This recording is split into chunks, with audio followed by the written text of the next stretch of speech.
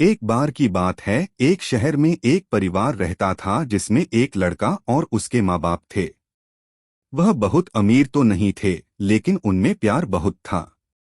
कुछ दिनों के बाद उस लड़के की शादी हो गई।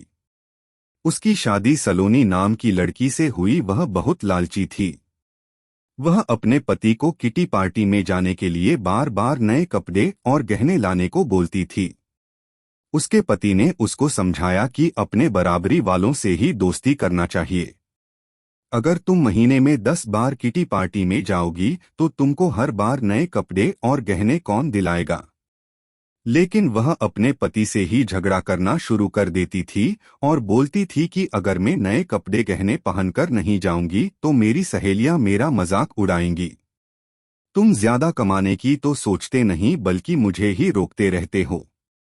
इसके बाद वह अपनी सास के पास गई और बोली, माँ जी आप मुझे अपने गहने दे दीजिए, मुझे किटी पार्टी में पहन कर जाना है। उसकी सास हैरान होकर बोली, हमारे समय में बहू अपनी सास को गहने रखने के लिए देती थी, लेकिन तू मुझसे ही गहने मांग रही है। उसकी इन हरकतों से सारा परिवार दुखी था। एक दिन सलोनी की सहेली शिल्पा घर आई। उसने सलोनी की सास से सलोनी के बारे में पूछा। उनने बताया कि सलोनी पार्टी में गई है।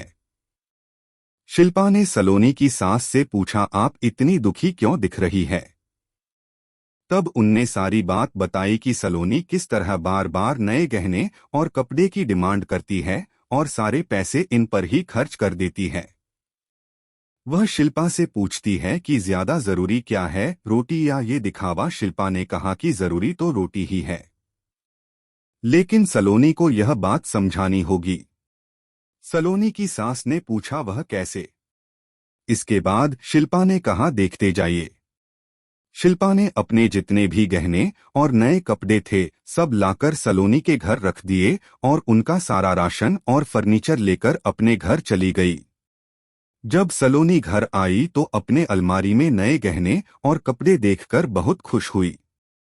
इसके बाद वह अपनी सास से बोली, यह किसके है। तो उसकी सास बोली, यह सब तेरे हैं, तुझको अब जितना बदलकर पहनना है पहन ले। सलोनी उनमें से नए कपड़े और गहने पहनकर घर में घूमने लगी। कुछ देर के बाद वह जब रसोई में गई तो उसने देखा कि घर का सारा राशन गायब था। राशन के डिब्बों में गहने थे। वह अपनी सास से बोली, यह क्या है, घर का सारा राशन और फर्नीचर कहाँ गया।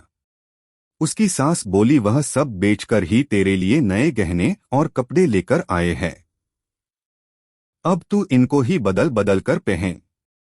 सलोनी बोली, लेकिन गहनों से पेट थोड़ी भरेगा, खाना तो खाना ही पड़ेगा। तभी सलोनी की सहेली शिल्पा भी आ गई।